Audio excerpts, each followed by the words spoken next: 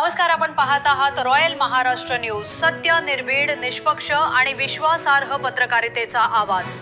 महाराष्ट्राच्या कानाकोपऱ्यातील महत्त्वाच्या घडामोडी, बातम्या आणि जनतेच्या भावना थेट तुमच्या समोर। सुर्लीमळा परिसरात तरसाचा वावर, नागरिकांनी दक्षता घेण्याचे आवाहन। सुर्लीमळा तालुका कोरेगाव परिसरात गेल्या काही दिवसांत वन्यजीवांचा वावर वाढल्याचे दिसून आले आहे। अलीकडेच प्रवासादरम्यान काही प्रवाशांनी वाहनातून मोबाईलवर तरसाचे चित्रण केले आहे। यामध्ये तरस हा रहिमतपूर कराड रोडवर सुर्लीमळा परिसरात मुक्त संचार करताना दिसत आहे। या घटनेमुळे परिसरातील शेतकरी व नागरिकांमध्ये उत्सुकतेसोबतच भीतीचे वातावरण निर्माण झाले आहे। तरस शेतीजवळ आणि वस्तीच्या परिसरात फिरताना दिसत असल्याने शेतकऱ्यांनी तसेच स्थानिक नागरिकांनी विशेष दक्षता घेण्याची गरज आहे। रात्रीच्या वेळेस एकटे जाणे टाळावे, शेतात दिवे लावावेत, तसेच पाळीव जनावरांना सुरक्षित ठिकाणी ठेवावे अशा सूचना तज्ज्ञांनी केल्या आहेत।